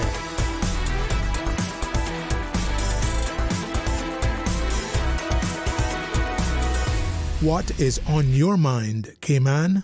Welcome back, and we continue our conversation about World Drug Day, which is on Friday, which is an effort to make people aware of preventing drug alcohol use in the community. Well, before we went to the break there, we were talking about parents and keeping up and so forth. And I know there's two schools of thought on this, but, you know, what about a parent going into a child's bedroom and doing a search? You know, some people, oh, you're violating their privacy, and other people, that's your kid. You can go search as much as you want. You're completely right when you say there's two trains of thought going on. I guess, you know, people would probably say, I guess we are a little bit too old school, but I think that in some instances we're becoming too sensitive. And I think that you have that right as a parent. And I think that, you know, going and doing a search is wise. And you can do that respectfully. You know, you can set the boundaries and set the rules in your house and let your child know that, listen, I just letting you know, this is the rules of the house. And if I want to go and search, you know. As long as you're under this roof. The roof. The whole saying, right? So I encourage them to do that, because you just never know, you know. But take the time to get to know your child, and I think if you build that relationship with them, then, you know, you probably won't have to resort to, you know, to searching. Yeah. You know, you just have an open conversation, and if a child is even thinking about, you know, using some substance, they would come to you first and be like, hey, mom and dad, you know what? I'm thinking about this. What do you think? What your thoughts are? That's the kind of relationship you want to have and build, right? Because then you as the parent can educate that child. You know, you don't want to leave that education up to going out there and getting some real knocks education by either attempting to do something or some total stranger who's going to fill your child's head with X, Y, and Z. You know, so... Because if they're looking for advice or information and they can't find it at home, they find it someplace, right? Absolutely. And we know that your child,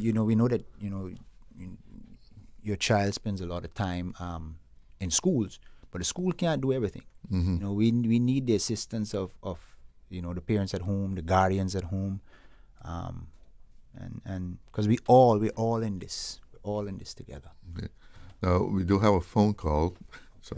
If you can put on your headphones there. Everybody got audio coming in to your headphones. Let's take this call. Good afternoon. You're on the air with Talk Today. Hi, good day. I have a question for the intern. Go ahead. What message would you like listeners to take away from today's discussion? Okay, thank you for that. One thing to take away from this discussion is to try not to blend in or to follow other people. Try to be your own person and like do your own thing. Don't give in to that peer pressure and follow. Delaney, you I would say the same thing. You know, just you make your decisions, you stick to them. That's basically what I would say. That's my message. Your choice is the future. Nice, I like it. Yes, yeah. sir. But it can be awful hard when you're young, a teenager. That can be a challenge in and of itself to walk to your own drum, right? Yeah, for sure. Yeah. Yeah, you have to realize that you're in control of your decisions. Whatever you say for yourself goes. So you have to make sure, like, what you choose is what you want, and you follow through on it, on what you say. Yeah. Did you have caller? Are you still there? Hello, are you still there? Yes. Okay. Did you have something else you wanted to ask? Yeah. Can I ask a question to the interns again? Yeah, go ahead. Why is compassion often more effective than punishment when addressing drug abuse?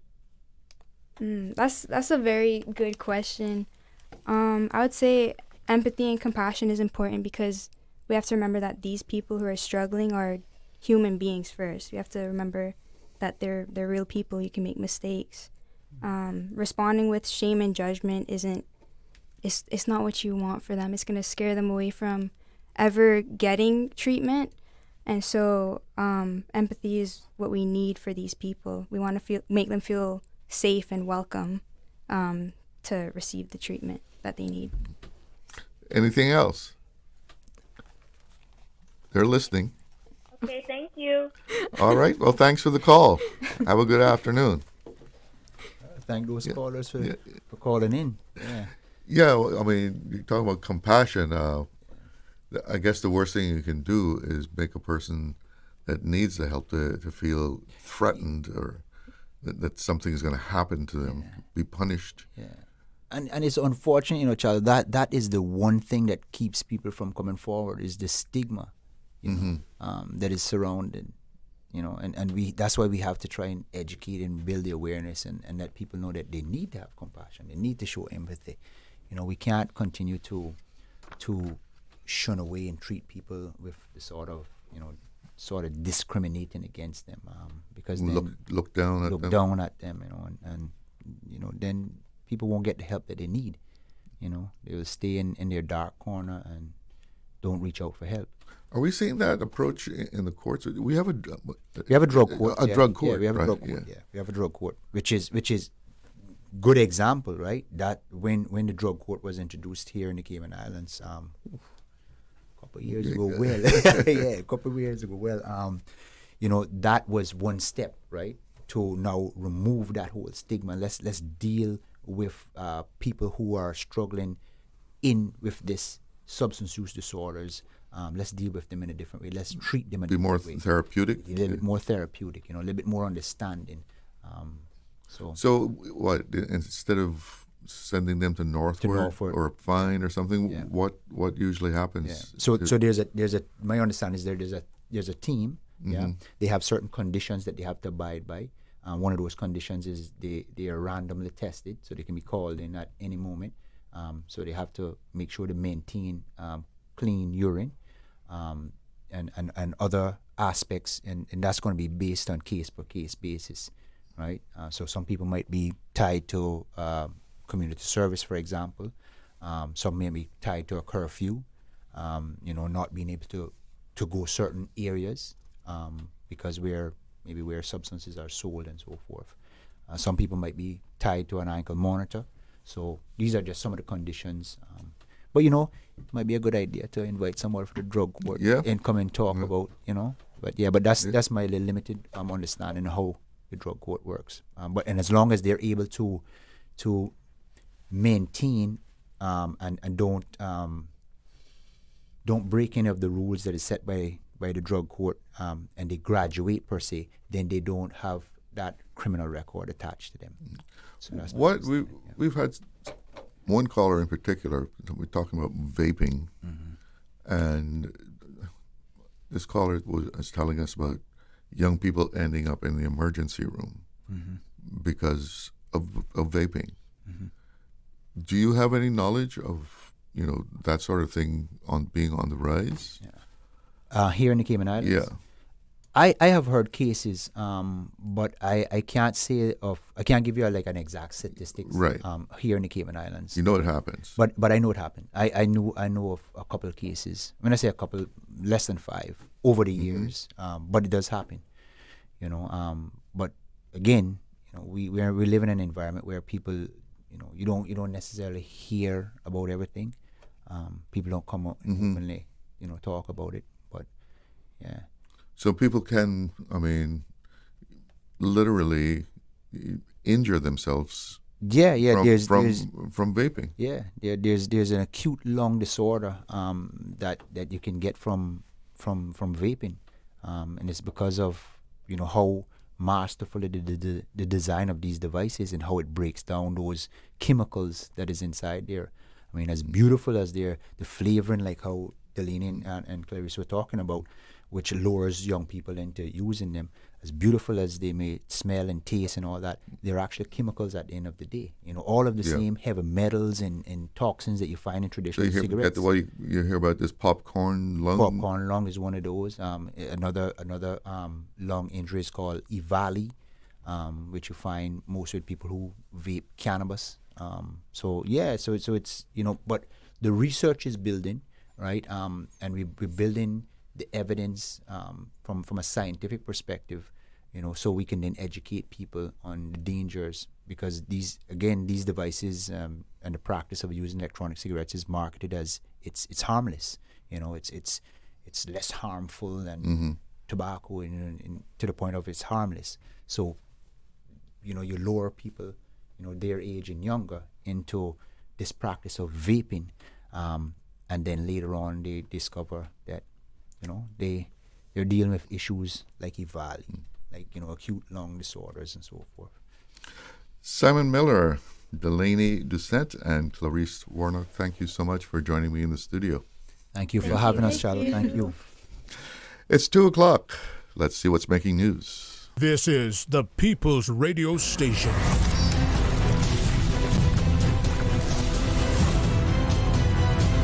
Radio Cayman in the Cayman Islands. From Radio Cayman's newsroom, this is Headlines. The Headline News is brought to you by Kirk Market. With your latest headlines, I'm Elizabeth Charles. The Department of Education Services says standard registration for government schools for the 2026 to 2027 academic year closes on June 30th, 2026. Parents and guardians who have not applied are strongly encouraged to do so before the deadline. Late applications from July 1st to November 30th will be processed only after on-time applications. In international news, U.S. President Donald Trump says he has ordered an investigation into major energy companies, accusing them of gouging customers at the petrol pump. He says firms are not cutting prices in line with falling wholesale oil costs. On social media today, Trump said oil prices are, quote, dropping like a rock, and claimed customers are being gouged. In other news, Airbus says it is supporting inspections on a subset of A380 aircrafts after Europe's aviation regulator ordered urgent checks on their wing structures. The European Union Aviation Safety Agency issued an emergency airworthiness directive Monday covering 16 A380s after cracks were found in wing spars that could affect structural integrity. The directive requires 5 of the aircrafts to be inspected before their next flight, with the remaining jets to be checked within 25 flight cycles. Airbus says it has identified a smaller group of aircrafts with similar operating histories and is supporting inspections on those jets. A spokesperson says that depending on inspection results, Airbus will work with EASA to decide whether repairs are needed or if the aircrafts can return to commercial service. Those are the latest headlines. I'm Elizabeth Charles. www.radiocayman.gov.ky. Check out our social media pages: Facebook, YouTube, X, formerly Twitter, Radio Cayman Headline News.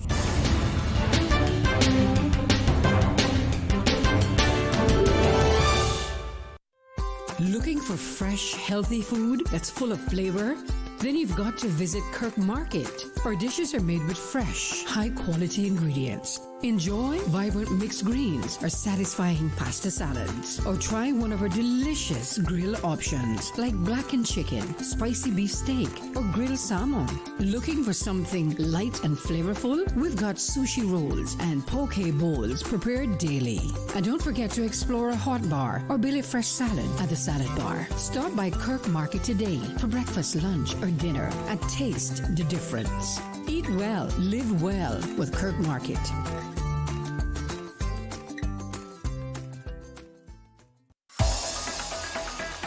Radio Cayman's Talk Today.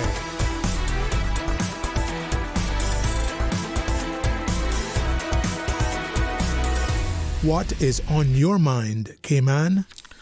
Welcome back. Let's get a little weather update here. The afternoon forecast is calling for occasional showers.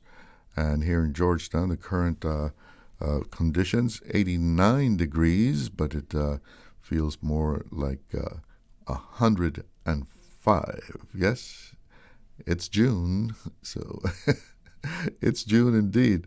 Winds out of the northeast at 9.7 knots with a relative humidity of 73%. And taking a look at the forecast, tonight we can expect partly cloudy skies with a 20% chance of early morning showers. Temperatures will be in the low 80s. Winds out of the east at 5 to 10 knots. Seas running at 2 to 4 feet. And sunset is at 7:05 this evening. The outlook calls for similar weather conditions. That's through Friday, as another tropical wave moves over the western Caribbean between Thursday and early Friday. Dust will follow with an increase in concentration on Friday. So more Sahara dust coming into our area. If you have, any kind of respiratory issues, make sure to hold that in mind if you're going to be working outside. It can have a really negative impact on people who have respiratory conditions. And taking a look at the National Hurricane Center's map, no tropical cyclone activity is expected during the next 7 days. Well, we're into the home stretch here of Talk Today. We've got about 24 minutes or so left. And if you'd like to bring up a subject, you want to complain about something, bring something to our attention, talk about whatever. Open line for the rest of the show.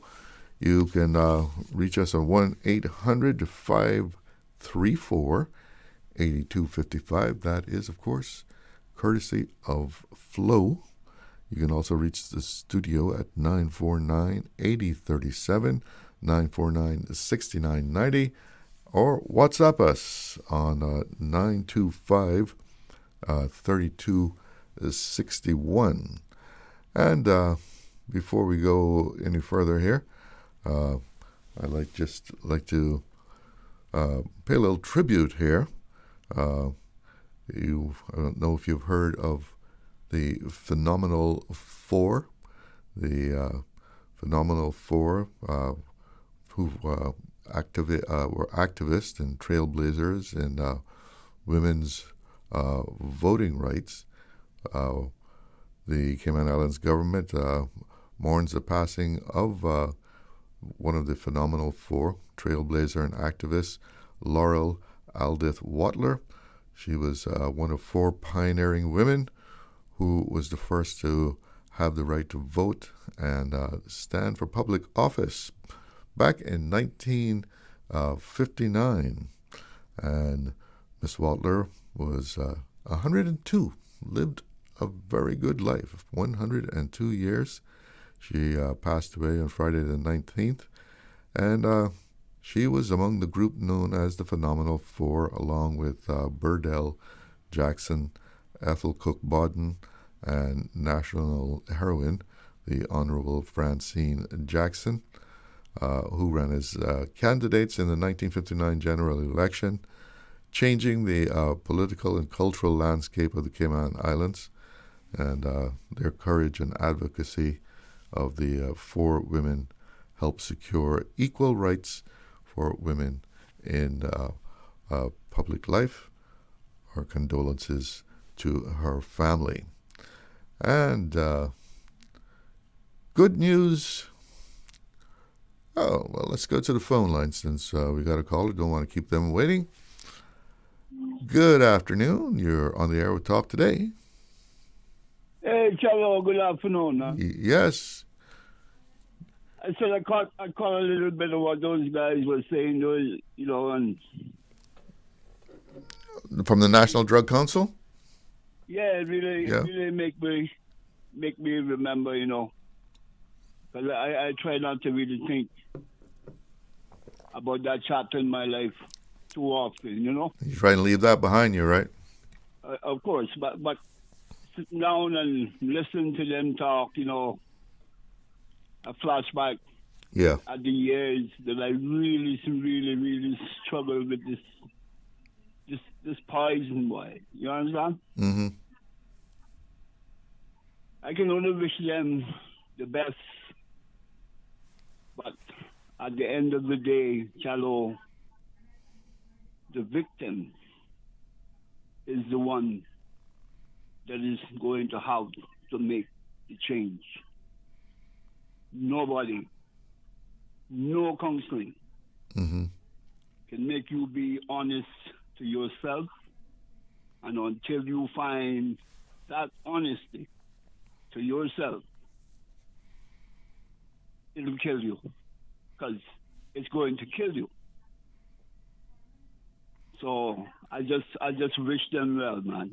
So the person has to make that commitment. Well, Jalo, I've been struggling for 60 years, my friend. Being sober at times, relapsing, and telling myself a whole heap of lies, just lying to yourself all the time, But thank God for the little bit of counseling I had too, because I still use tools today that they taught me. Yeah. To stay sober, my boy. Mm. I'm not ashamed to say so. Today, I'm sober. I feel nice. Do you care to tell us about those tools? Well, for sure, honesty is up top. You got to be honest to yourself. You understand? Mm-hmm. Try to help another victim. If it happens that you will meet them in your life, you can always share your story with them. Most essential is sharing your story with them, But, like I said, when it's all said and done, at the end of the day, you are the victim and you're the one that know what's happening around you. You're the one who are feeling the pain. Because parents, counselors, they're really not feeling what you're feeling inside, boss. You understand? Yeah. So, it's all about you. Stop lying to yourself and find honesty.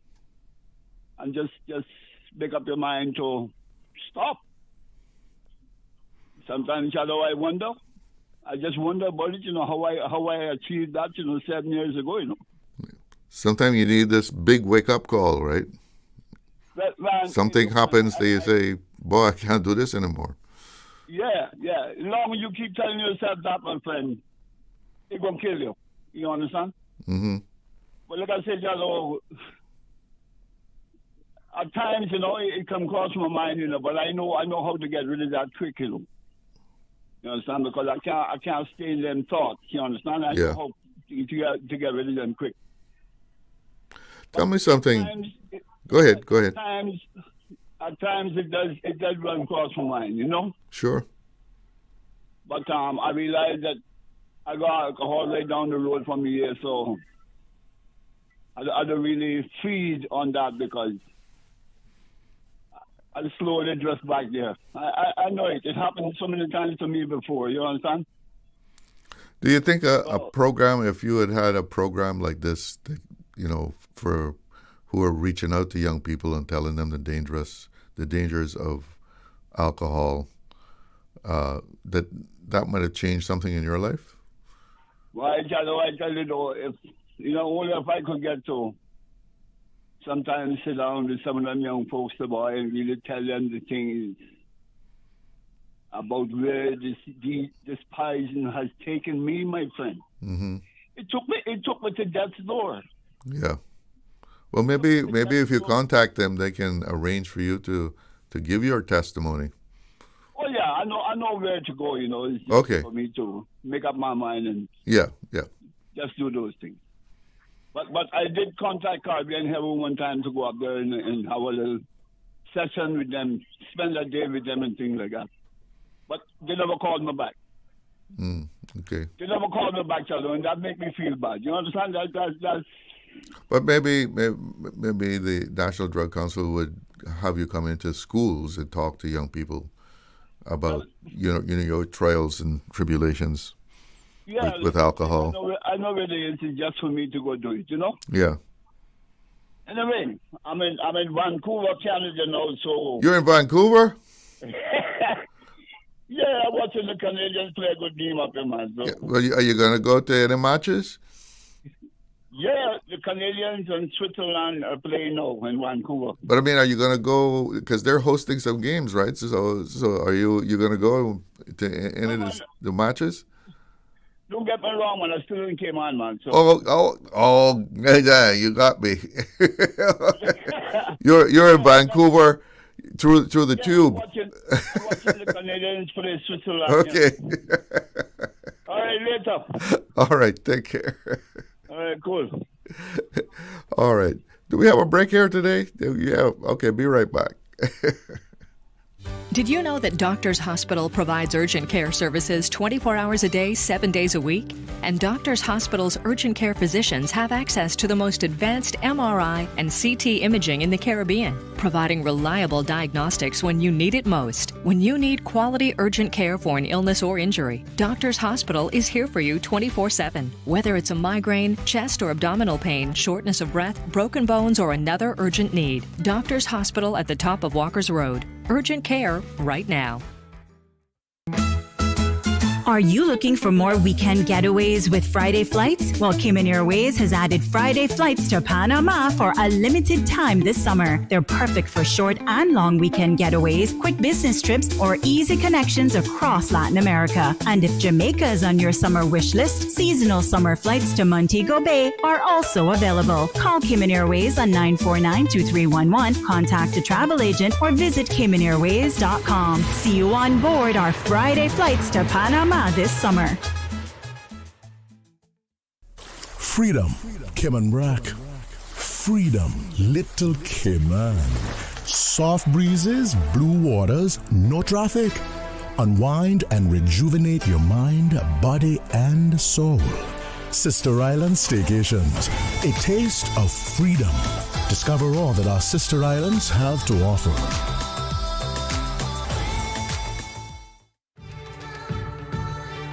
Hello, Cayman. This is your contestant number 5, Tamika Cox, hailing from the gorgeous district of Georgetown.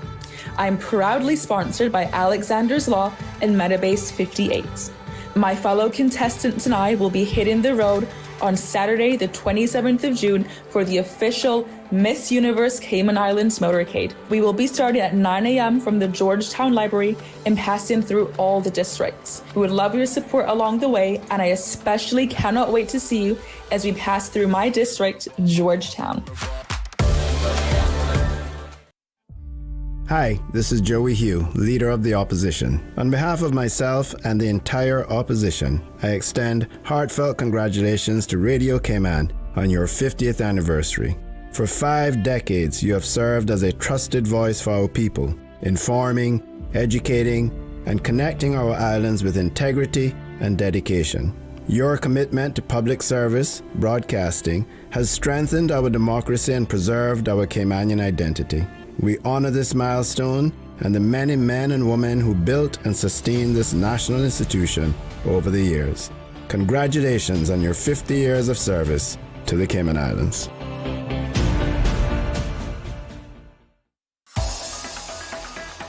Radio Cayman's Talk Today.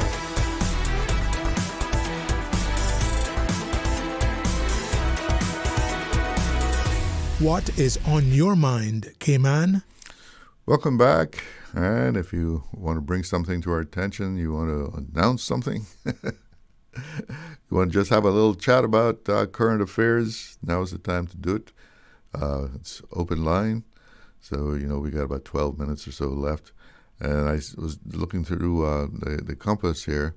A lot of people go overseas this time of year, people traveling to the States. And, of course, they're going to shop, right? You gotta shop. That's like an obligation. If you go to Miami, go to Orlando, anywhere in the States, you're going to be shopping. And it was a story here clarifying about the $500 limit, duty-free limit for people bringing personal items back with them. And apparently, according to this, if you are within the limit, then you don't have to fill out a customs declaration because you would have, nothing to declare there. So it says passengers with nothing to declare and who are within their duty-free allowances are generally not required to complete a declaration card. So I guess it's a sort of honor system, right? Yeah, sure. I'm within my limit. Let's take a call. Good afternoon. You're on the air with Talk Today. Inspector Cello, good afternoon, sir. Clydas, how are you doing? Good afternoon, Clydas. What's on your mind? My good friend Mario Ebank, he called into OC show this morning. Mm-hmm. Unfortunately, I could not call in shortly after. So let me give you a call. I'm glad you did. You're too kind. They was talking about all the land is being filled now. So just the bridge there, just south of the yacht club roundabout. Mm-hmm. Yeah. Some years ago, they talked about doing a hotel there, and some other developments as well, with a canal then coming from Governor's Harbor there and then coming straight into the hotel going under the bridge. Even though initially they were saying that the bridge is only to make allowance for pedestrians. I haven't seen a pedestrian that tall yet, but I do need a bridge that high for them to traverse on. Would they also have to walk on water or something? No, but they were saying, but I think that's before these plans became public. That they were saying the reason for the bridge was to allow persons to pass under. Okay. But then after the plans came out, as we saw the canal going in there. So I would basically like to support what Mario was saying and maybe add one or two things. Again, a couple of years ago when they were advertising the development, there were plans to do away with the public launching ramp that is currently at the yacht club. As I said last week at that meeting in West Bay here, that is the only proper launching ramp we have in the district of West Bay. We've got a few smaller ones that can be used and are used for launching and retrieving smaller boats, maybe up to 20 to 25 feet. Mm-hmm. even something much larger than that, then you have to go up to the yacht club. And if we lose that launching ramp, I don't know what we'll do for. Well, what's the reason? I think they want to limit the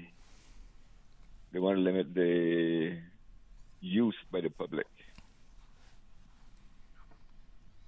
So maybe it's still. But is it not a public launching ramp? Yes, it is. But there are ways and means of getting around that. Okay. Yes. I know even some developments have said that, it's public, but it's only the public that live. They're public. It's only my public. Correct. So that's something that we really have to be careful with. The other thing was the old West Bay Road that just at the cross Holman Corner. They come up there by the public beach. Mm-hmm. They were supposed to leave like a motorable path in the event that something did happen now to the Esther Tibbets. That, as Mario was saying, that was blocked also at the southern end with some large boulders and concrete forms. Now they also closed the northern end, so as you come off of West Bay Road, they now have that chain link fence across it, so you can't. That's when you come off the roundabout there. Correct. Now, also as part of some deal, there's a parcel of land there that was part of the deal was to give a parcel of land there for a public beach. Now, for whatever reason, I know it has not been developed as a public beach. We used to have some dive operation used to come in there and fill their scuba tanks, and they always left like their vehicle there. So they put some boulders across the little entrance into the site, but the site itself has not been developed as a public beach. Now is what has happened to the beach, and this is a question not for you, but for the powers that be. Is that public beach, or is that parcel of land still a public beach, or has that now been included into this new development that's probably going to happen there sooner than later? And wasn't part of the original deal too that there was like a park of some sort? Yes. Just off the Esther Tibbets there that people could camp, or it was a recreation area that was going to be developed there for the public. Yeah, there's an extension, quote unquote extension of the public beach there, right next to, you know what I'm talking about? Yeah. Yeah. If I'm not mistaken. But it's an area back from the beach, right? That was supposed to be like a park. Yeah, no, isn't that where that hotel is? So that got scratched out. The ways and means of getting around certain things. So we lost that extension to the public beach. And this site down here now, by Holman Corner, looks as though we've lost that as well, or about to. So you think someone should go look this all the agreement up and say, hey, that's not how it's supposed to be? Can you get access to that, or is that? I don't know. It was an agreement with the government, right? So it must be somewhere. Yeah, but again, they'll find a million excuses. Commercial interest and this and that it can't be disclosed to the public, and yeah, freedom of information. Yeah, but somebody should. If not, we're going to lose. If we have not lost it already, that is a public beach, mm-hmm. and the possibility of this launching ramp, as well as this canal now. Mario's almost cutting the island in two, because that's going to go right into that hotel down there, and I think he was saying a couple of 1,000 feet, but no, it's going to be a couple of 100 feet from 7 Mile Beach, but from the water, from the sea. Yeah. Yeah. So Caymanians, be on the lookout, and I suppose West Bears in particular. But I mean, people from other parts of the world and from other districts as well traverse that road. So keep your eyes open and your ears peeled. So one quick question about that: the public launching ramp at Yacht Club. I mean, that was actually built by what? By the developers? Yeah, well, when you're doing a subdivision, you have to dedicate like up to 5% of the gross land area as because land for public purposes, LPP. And we got them then to include this launching ramp there because everybody knew that. Yeah. In West Bay, we didn't really have a good launching ramp. So they did that. I think it's roughly about an acre of land, because it includes parking for vehicles that, launch right. and haul the boat. So it's roughly about an acre of land there, which would have been sort of the 5% then of the yacht club development. And so now they want to take that back for just private use? I suspect so, sir. Okay. Well, we got to bring it to an end there. But thanks for giving us that update. You're most welcome. Always good to hear from you. Likewise. Have a good evening. You too. Okay. It's 2:30. That means I got to ski-daddle out of here. Thanks for tuning in, and thank you to all the callers. Have a great afternoon. I'm Charles Glidden. One love. Talk Today is brought to you by the Ministry of District Administration. Explore your history. Explore your land. Explore your sister islands. And Doctors Hospital. Peace of mind is important when life happens. Doctors Hospital. Always there for you. Call 949-6066.